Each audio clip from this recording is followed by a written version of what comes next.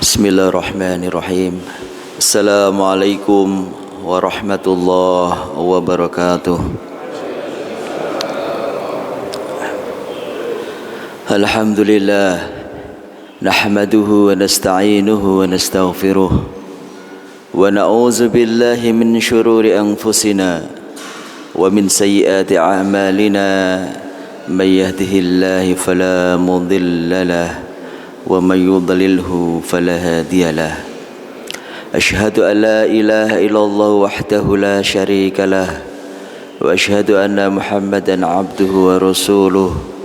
Allahumma salli wa sallim ala sayyidina Muhammadin wa ala alihi wa sahbihi ajma'in.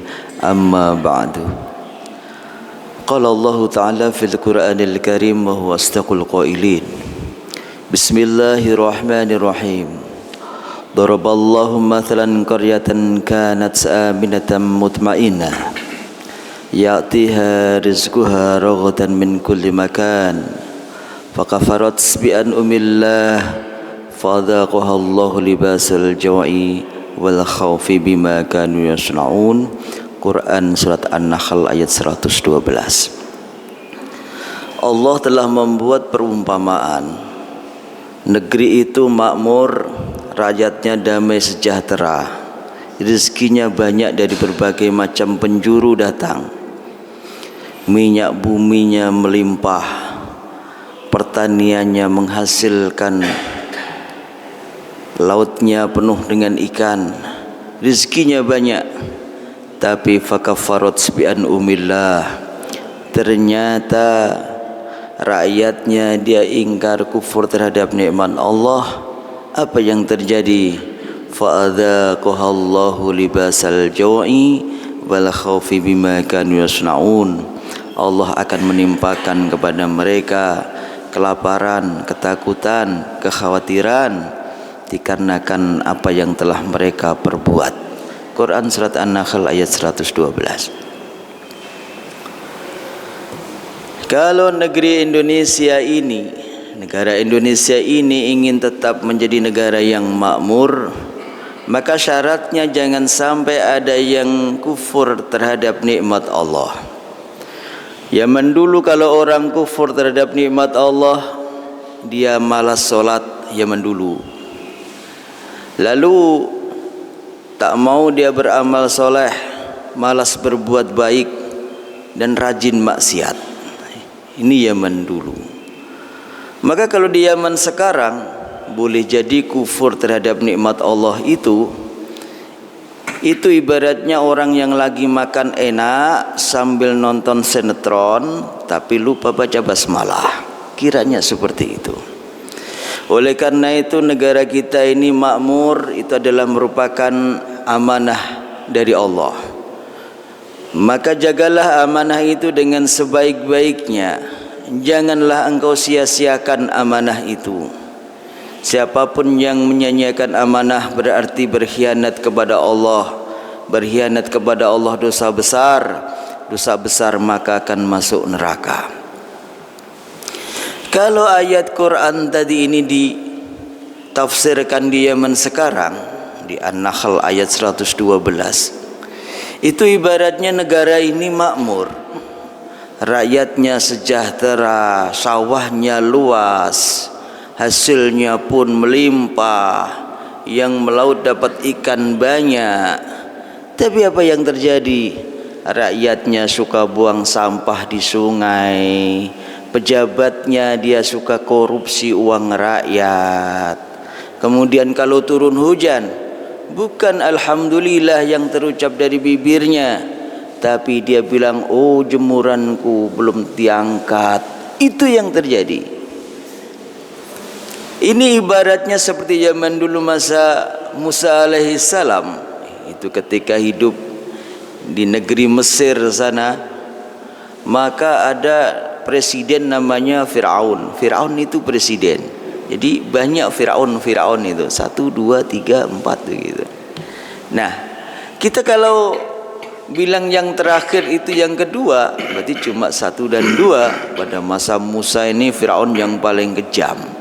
Jadi presiden Itu gelarnya Fir'aun kalau di Mesir itu.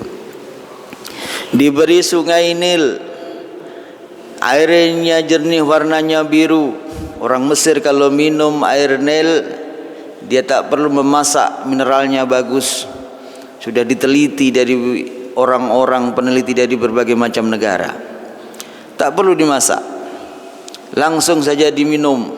Makanya kalau di Mesir itu biasa orang minum ambil air dari keran, itu biasa, nggak perlu dimasak.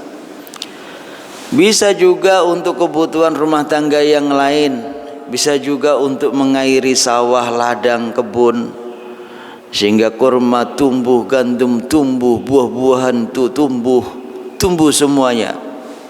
Namun ternyata rakyat Mesir dia lebih suka menyembah batu daripada menyembah Allah.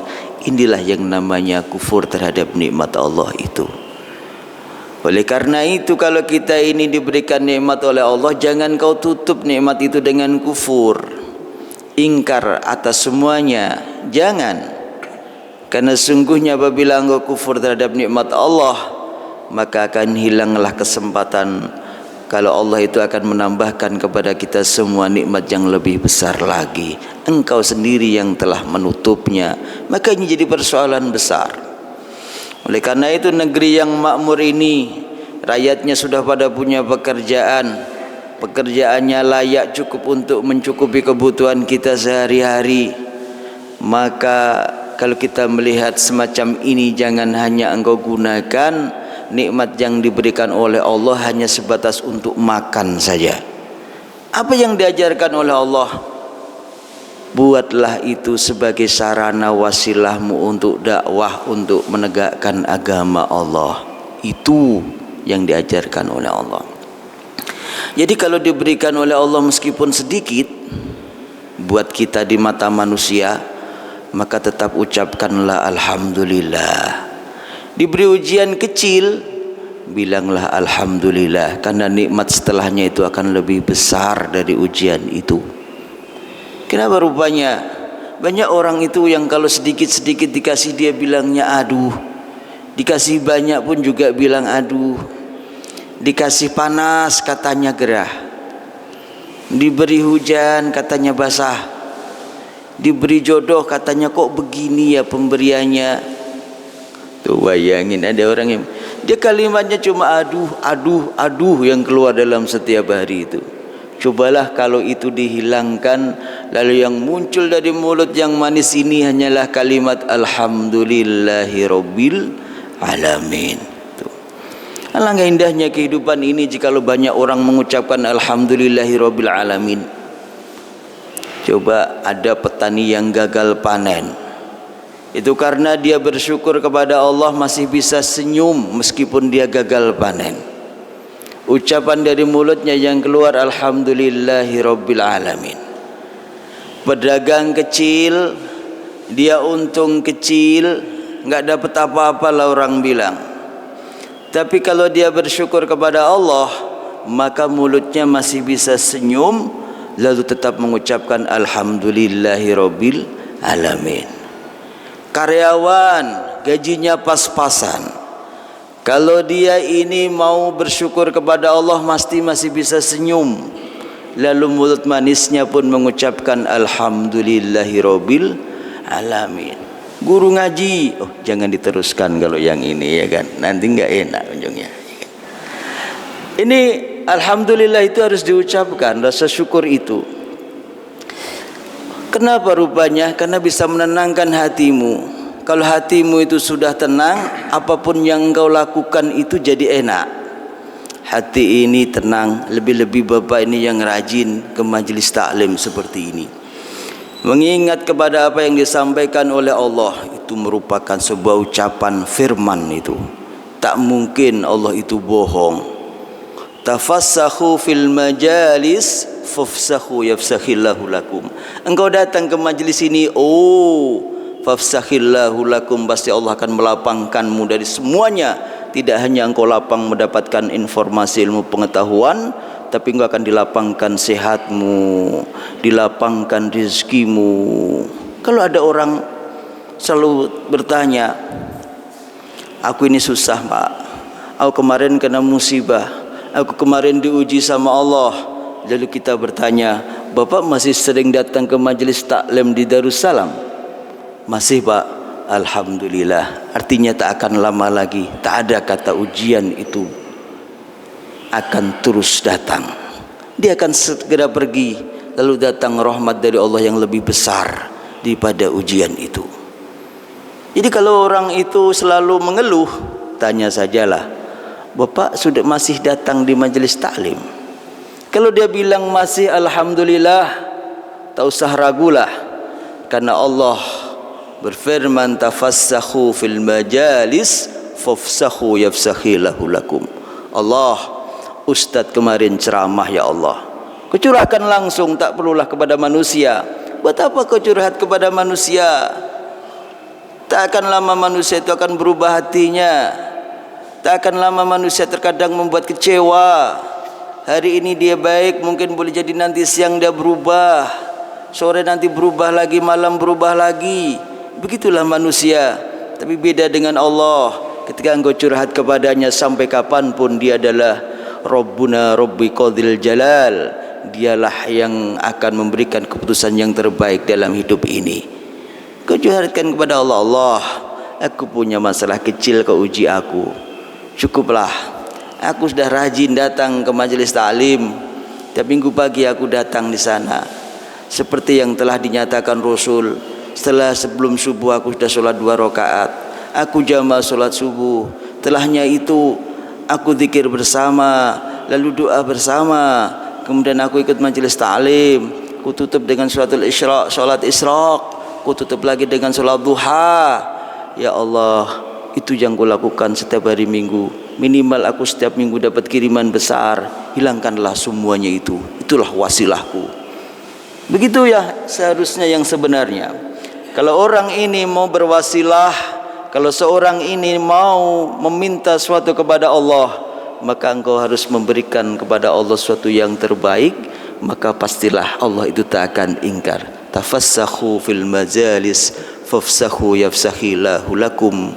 Kata Ustaz, engkau telah berfirman semacam itu ya Allah, maka aku taruhkan segala yang kulakukan itu untuk dirimu ya Allah. Hilangkanlah persoalan ini.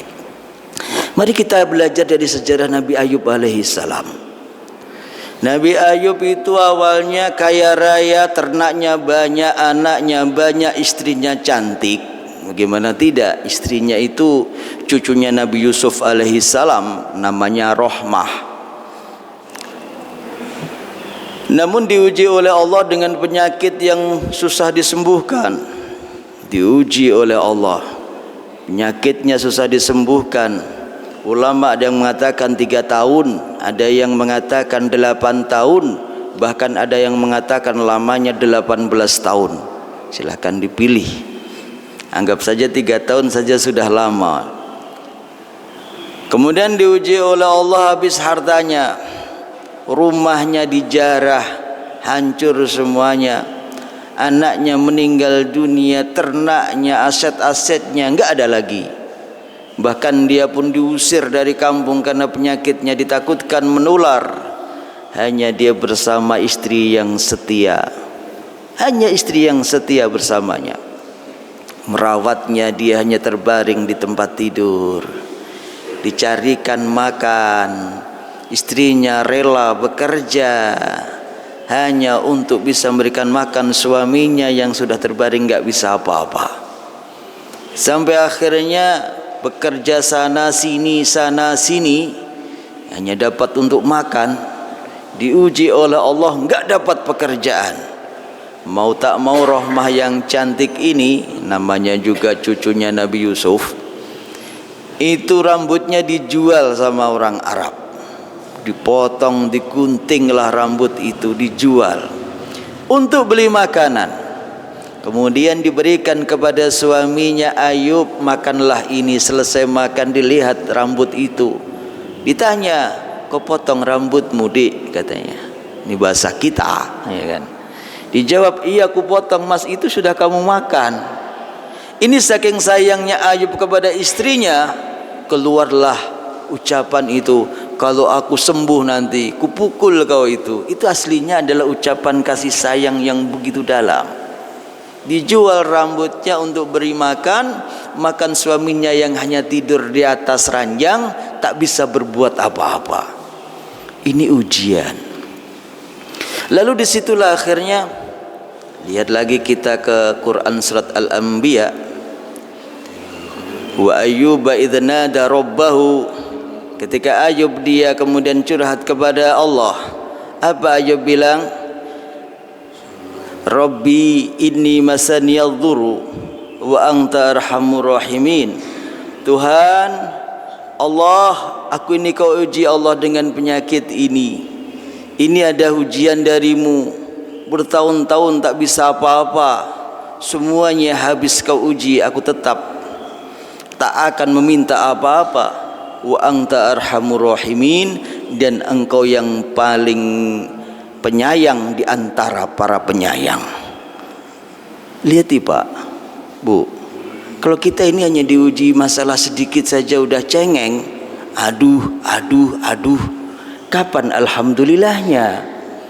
Kalau kita ini melihat Ayub seperti itu, artinya kita pun bisa melakukan seperti yang dilakukan Ayub. Nanti pulang, perasaan kita gundah, boleh jadi anak berada di rantau sana, kita tak mengerti, khawatir nasibnya cucu-cucu yang jauh. Bapak pulang dari masjid sini, duduk di teras minum kopi, lalu kau curhatkan itu kepada Allah seperti yang dirasakan Ayub. Allah, aku ini orang tua ya Allah.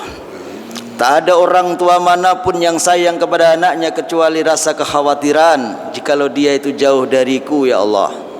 Jadi kecil dia aku kasih makan, ku kasih hidup dia, ku lepaskan seorang di sana, tak mungkinlah hati ini merasa rela. Tapi karena aku ini hambamu ya Allah, begitulah qadarahmu itu engkau berikan kepada kita semua, maka aku mau melakukan itu. Coba kau curhatkan semacam itu. Berilah yang terbaik ya Allah, berilah yang terindah ya Allah. Sekecil apapun yang kau berikan, maka itu sesungguhnya nikmat yang terindah dalam hidup ini. Itu yang harus kita sampaikan kepada Allah.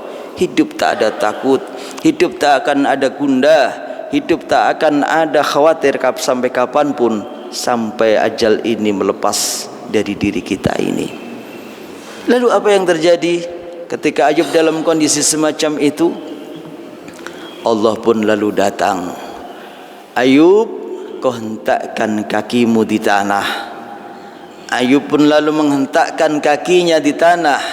Keluarlah air, lalu dibuat untuk minum, dibuat untuk mencuci wajahnya, dibasuh wajahnya, kemudian dibasuh seluruh tubuhnya. Sembuhlah Ayub itu. Bahagia pun kembali, senyum pun nampak dari mulutnya. Istrinya sayang, anak hilang, tak apa, sudah habis karena memang Allah menghendakinya. Harta pun hilang semuanya, tak apa-apa karena memang Allah telah menginginkannya. Tapi di tengah senyum itu Allah pun datang kembali. Ayub, aku datang kembali. Ayub, aku ingin menagih janjimu. Apa itu ya Allah?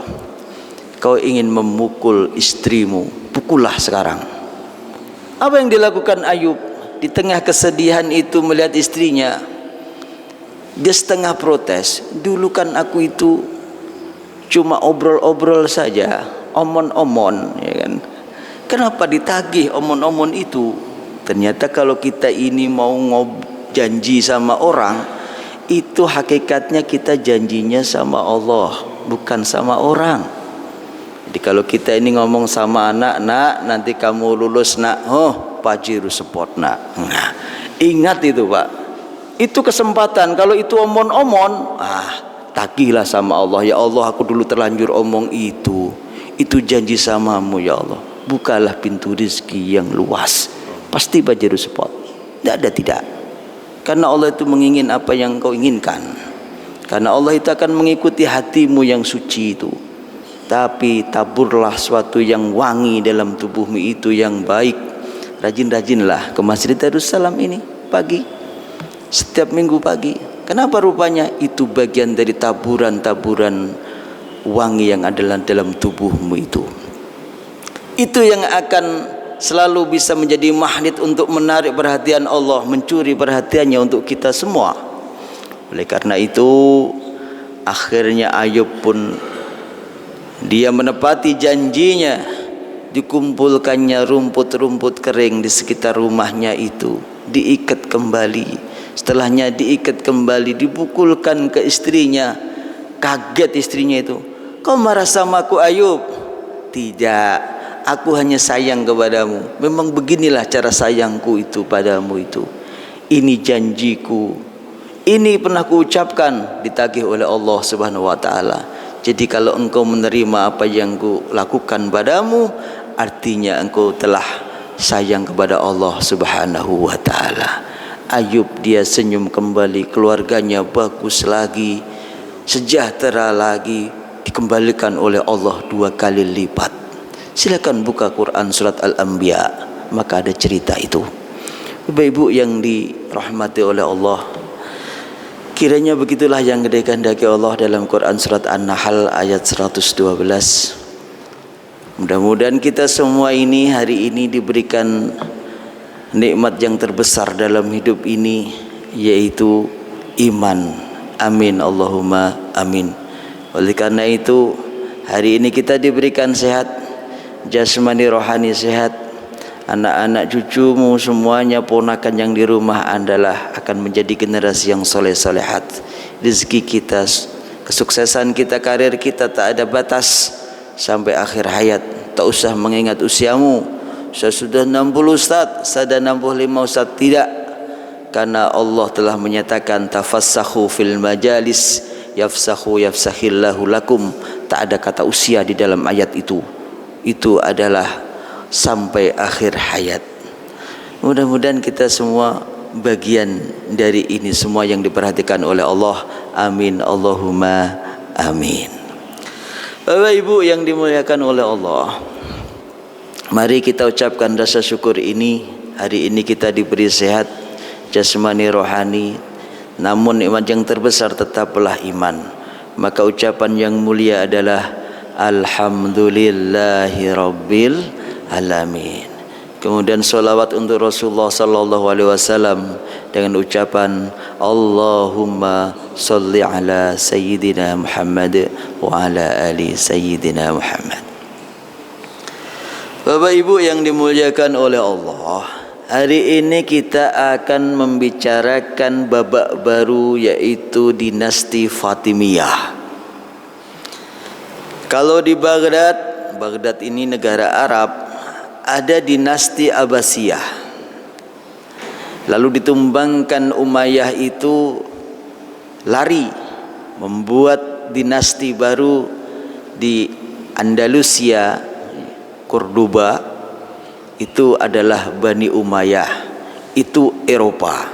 Di Arab ada negara Islam namanya Daulah Abbasiyah. Di Eropa ada negara Islam namanya Daulah Al-Andalusia. Nah, babak baru yang ketiga ini adalah mereka ini yang tak puas dengan Abbasiyah. Abbasiyah ini hidup tahun 750 Masehi, bangkit dia. Kemudian mereka kelompok-kelompok yang tak puas dengan kepemimpinan Abbasiyah, dia ingin membuat negara baru. Dia menginginkan yang memegang kekuasaan adalah Ahlul Bait, yaitu keluarga keturunan Ali dan Fatimah bintur Rasul. Akhirnya buatlah suatu dinasti daulah namanya Daulatul Fatimiyah. Itu karena Fatimiyah diambilkan dari namanya putri Rasul, yaitu Fatimatuz Zahra. Nah, itu tahun 909 Masehi. Dari sini bangkitlah seorang yang menjadi tokoh, yaitu Ubaidillah Al-Mahdi. Bapak ini kalau bilang Ubaidillah mesti bilangnya Hadramaut nanti gitu. Ini habaib mesti ini gitu. Mau tidak mau kita akan sampai ke sana. Lantang tak lantang suara ini pasti akan keluar. Ulama ada yang mengatakan dia bagian dari Ahlul Bait sampai kepada Fatimah Zahra. Tapi ada juga ulama yang mengatakan Ubaidillah ini nasabnya tak sampai kepada Fatimah Zahra.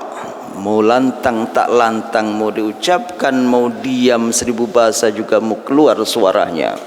Begitulah ternyata ilmu pengetahuan itu. Dimanapun letaknya maka yang keluar akan semacam itu. Dimanapun tempatnya, mau di masjid lah, mau di kampus lah, mau di kampung lah, mau di entah berantah sanalah, maka ilmu pengetahuan dari dulu selalu menjadi penentu dalam kehidupan ini. Mau dibenci orang lah, mau disayang lah, maka ilmu pengetahuan dari dulu selalu menjadi syarat untuk menjadi orang yang mulia di mata Allah dan di mata manusia. Tu'izzu man tasha wa tudhillu man tasha biyadikal khair innaka ala kulli syai'in qadir. Tak usahlah manusia ini takut untuk dimusuhi oleh orang, karena sungguhnya Allah ada di belakangmu. Kalau memang kau telah menyatakan yang sungguhnya engkau tahu. Tu'izzu man tasha. Siapa yang tahu bakal Allah itu membuat kita menjadi orang mulia di tengah orang yang benci. Tu'izzu man tasha wa tudhillu man tasha. Berapa banyak orang yang mengatakan kita ini mulia di tengah manusia, padahal akan dijatuhkan oleh Allah secepat itu. Tudhillu man tasha. Kenapa? Biyadikal khair. Segala kebaikan itu sungguhnya ada di tangan Allah, bukan di tangan manusia.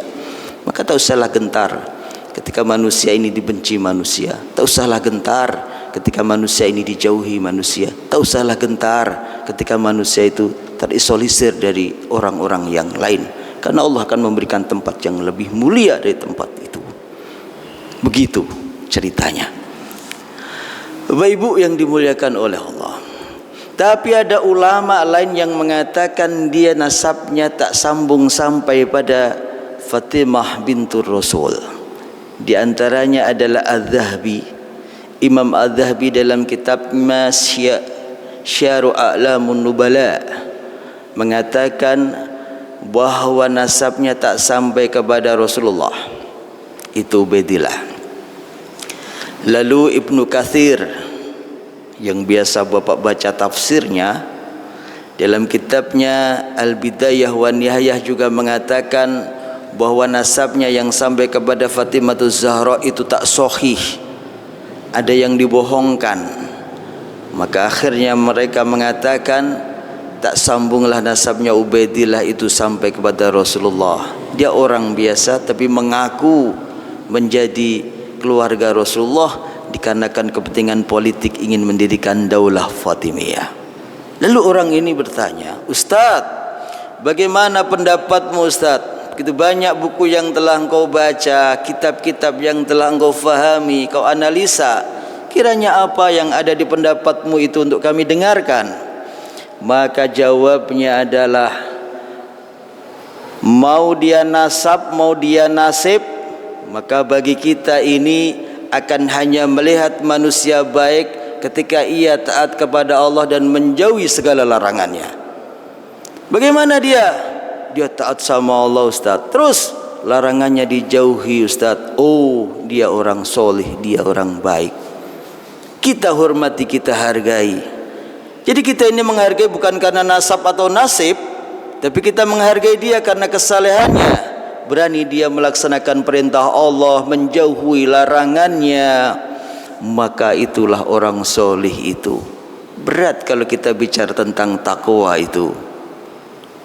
Maka kalau kita ini menjawab, kalau memang dia ini orangnya takwanya kuat kepada Allah, itulah yang harus lebih dihormati daripada yang lain. Jadi kita ini memandangnya dari ketakwaan manusia, bukan dari nasab atau nasib. Jadi kalau memang Ubaidillah dia ini baik, solih, dia bisa mengembangkan agama Islam menjadi bagus, li'ila'i kalimatillah, dia ingin membuat Islam semakin luas, maka kita mengatakan Ubaidillah itu solih, Ubaidillah Al-Mahdi. Lalu berdirilah daulah Fatimiyah Dia melobi dari daerah sana, daerah sini, dikumpulkan orang-orang masa-masanya. Setelahnya ngumpul, lalu dia berpikir, ditaruh mana nanti Daulah Fatimiyah itu.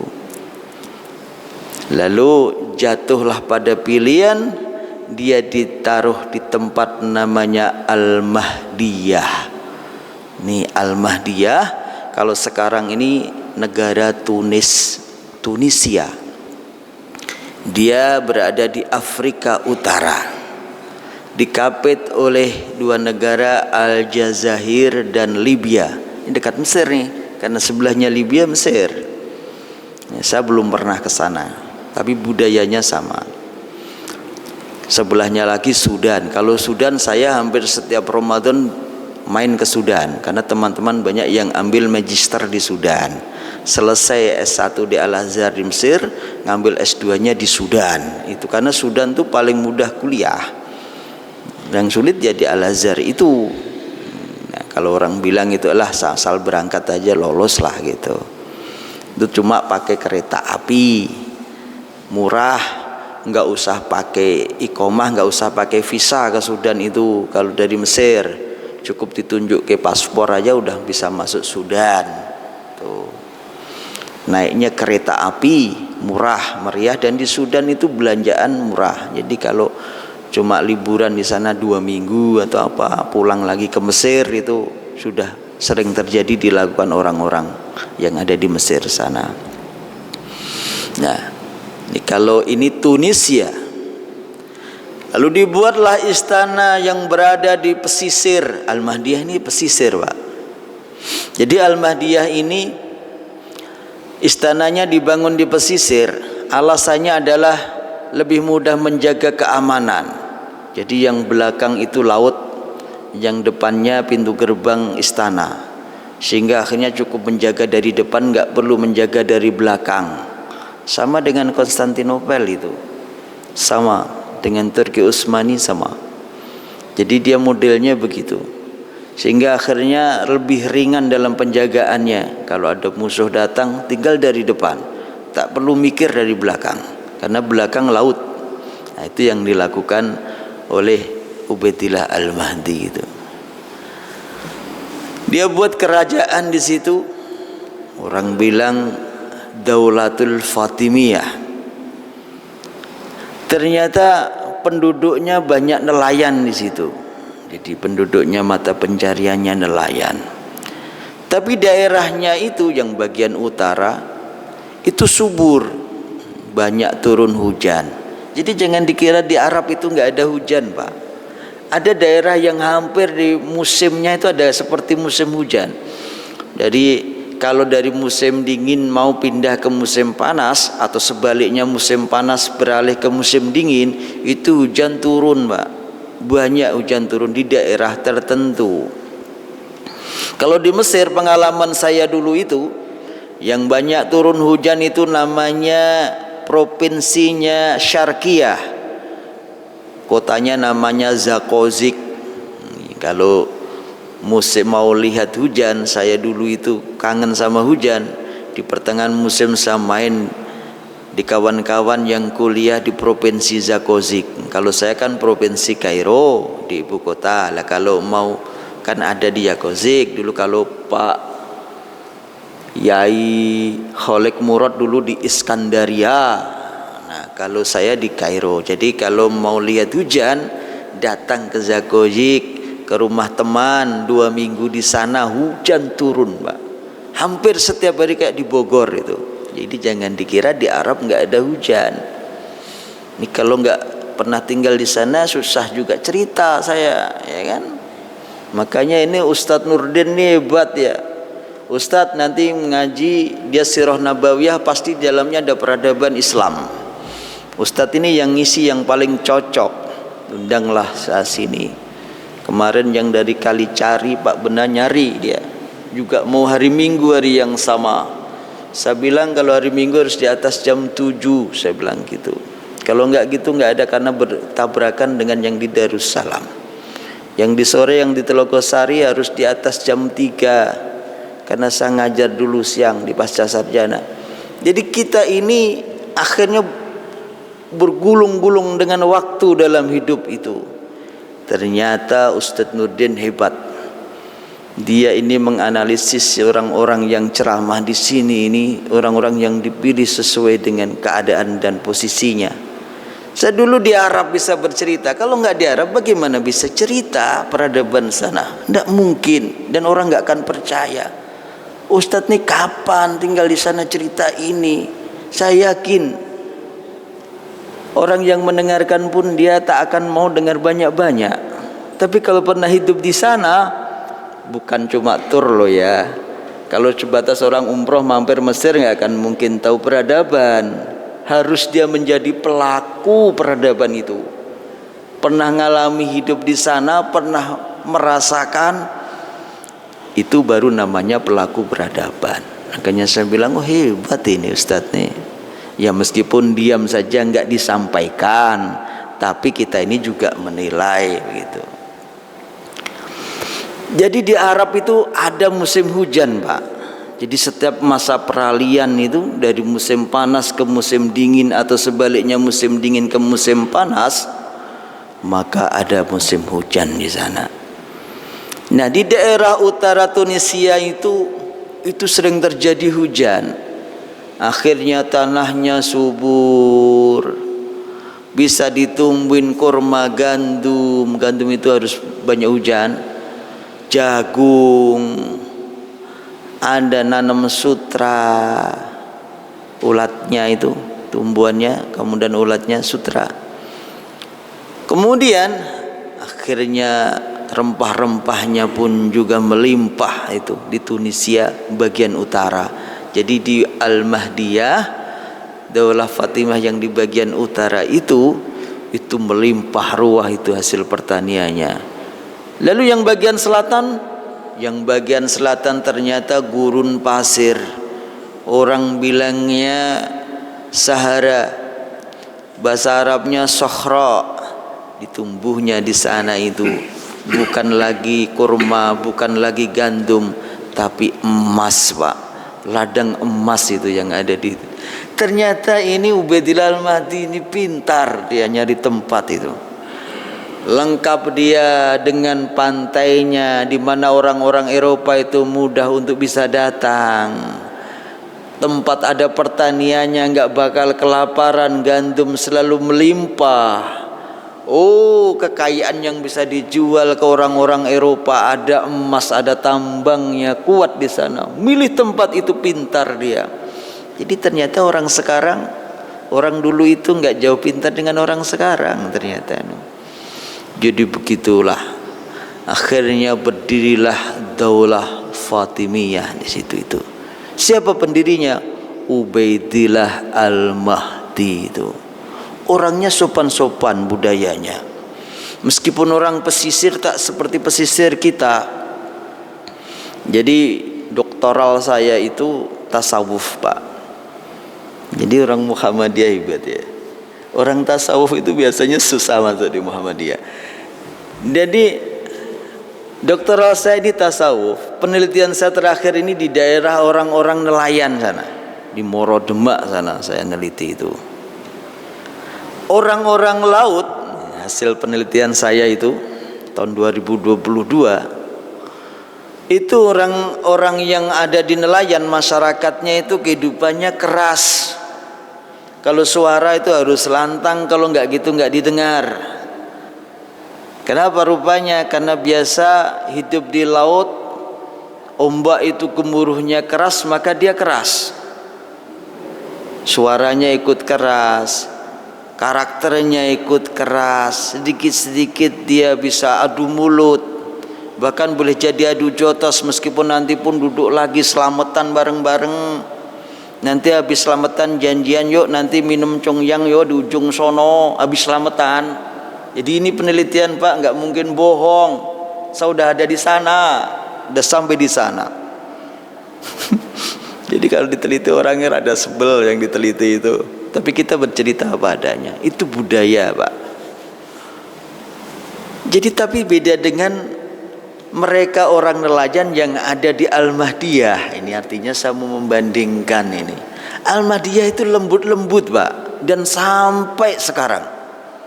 Kalau Bapak ini nanti pergi umroh, ada orang Arab lembut kulitnya putih, itulah orang Tunisia itu. Dirayu nggak apa-apa kalau dia mau, ya kan? Di Arab itu kalau nikah mahal Pak, harus ngasih rumah, harus ngasih mobil, harus ngasih uang jaminan. Emang dikira kayak kita cukup berangkat ke KUA, bayar administrasi pulang selesai.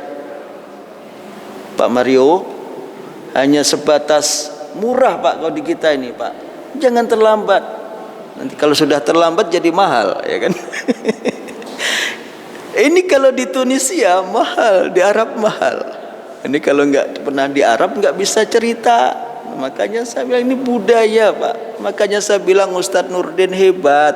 Kenapa kita ini yang diturunkan di Darussalam mengaji Sirah Nabawiyah? Karena akan bisa cerita peradaban yang ada di Timur Tengah. Gitu, itu hebat.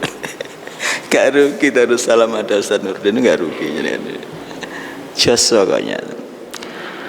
Kita ini akan bisa bicara itu karena pelaku peradaban di sana. Jadi nikah di sana mahal, nikahan itu. Rumah harus disiapkan, mobil harus disiapkan, uang jaminan disiapkan. Apa gunanya? Supaya kalau engkau menikah lagi yang kedua, yang ketiga, dia tak akan menjadi istri yang terlantar. Ada undang-undangnya di sana itu Pak. Harusnya ada di Indonesia ini. Oleh karena itu jangan kaget kalau orang Arab menikah itu yang rada muda pasti pengusaha, duitnya banyak. Rata-rata itu rada tua baru menikah, mau 40 itu baru pada menikah orang Arab nih. Jadi kalau yang sekarang umurnya masih 50-an gitu masih deket-deket lah, ya kan? 55 gitu.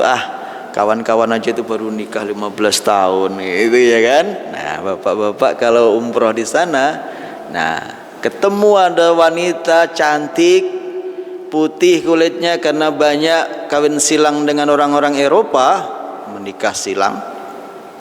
Maka kemudian mereka lembut, padahal itu orang pesisir itu. Itulah orang Al-Mahdiyah itu.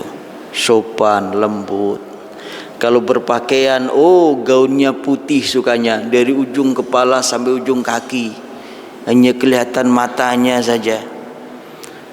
Kalau di sana semakin dia tertutup, semakin rapat penutupnya, maka semakin dihormati orang, semakin tinggi derajatnya. Beda dengan kita sekarang, ya Mas. Kalau kita ini sekarang semakin terbuka, wah itu semakin banyak followernya, ya kan? Kalau di sana tidak. Jadi kalau orang itu semakin tertutup, tinggal lihat matanya saja, maka semakin dia mulia. Itu wanita-wanita Al-Mahdiyah itu. Kalau menikah, perempuannya ganti pakaian bisa sampai 10. Ini kitabnya ada Pak, namanya Al-Makrizi. Itu khusus berbicara Daulah Fatimiyah. Kalau dulu Al-Muktabis khusus dia bicara tentang Andalusia. Tuh, makanya ada referensinya. Nah, Al-Makrizi ini yang menulis namanya Taqiyuddin Al-Makrizi. Dia dari Mesir dulu, lulusan Al-Azhar Asy-Syarif zaman dulu, zaman Jadul Haq dulu itu. Dekat sama Imam Syafi'i dulu lama. Jadi dia bicaranya Daulah Fatimiyah. Dari awal dulu di Tunis, nanti pindah ke Mesir Pak. Nanti saya banyak cerita Mesir nanti setelahnya Khalifah yang ketiga. Pokoknya di Afrika Utara nih ceritanya. Kemarin kita sudah cerita Islam di Eropa. Sekarang kita berbicara tentang Islam yang ada di Afrika. Begitu.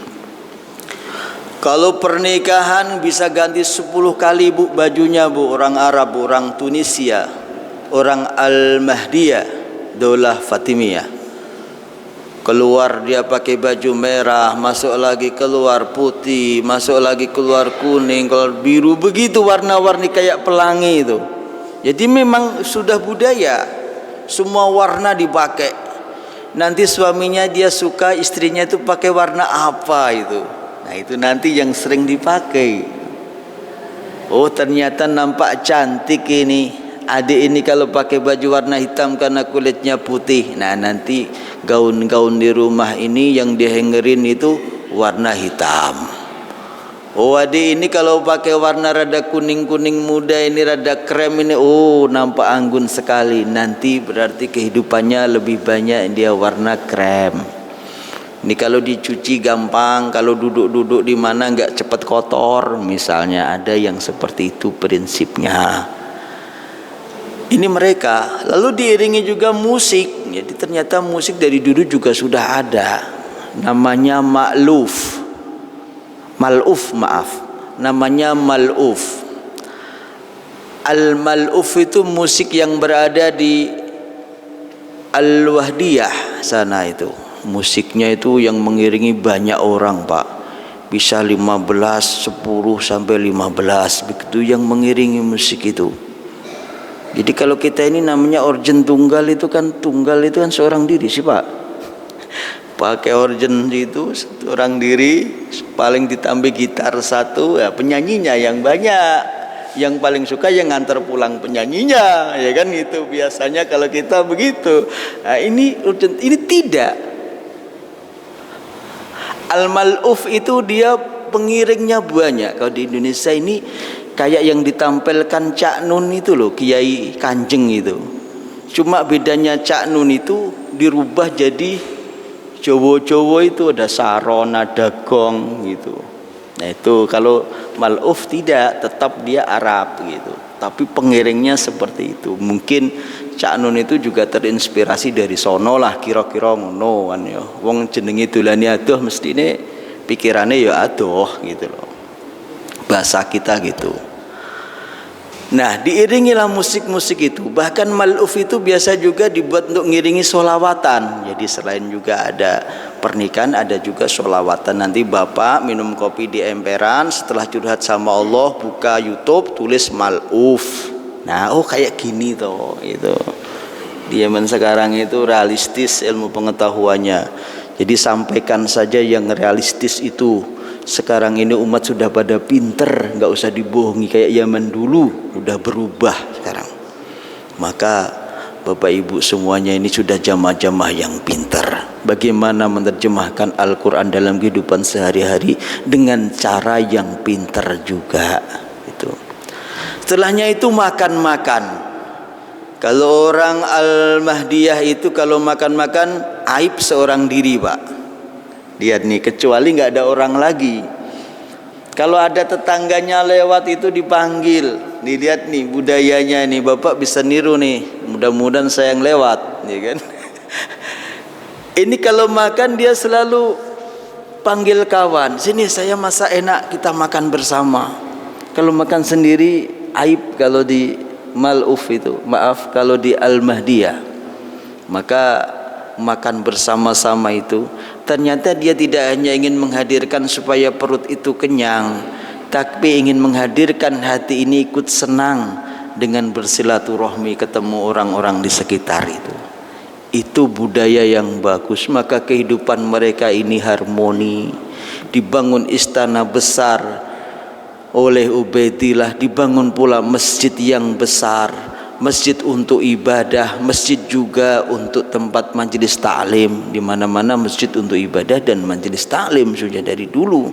Kalau sekarang ada masjid hanya untuk ibadah, berarti masih kurang. Harus ada majelis taklimnya. Kalau nggak ada ya masih kurang. Nah, kehidupan mereka ini harmoni. Masyarakat yang ada di Al-Mahdiyah ini sejahtera, damai. Yang muncul kalimat-kalimat halus, kalimat-kalimat doa, itu yang terjadi di sana itu.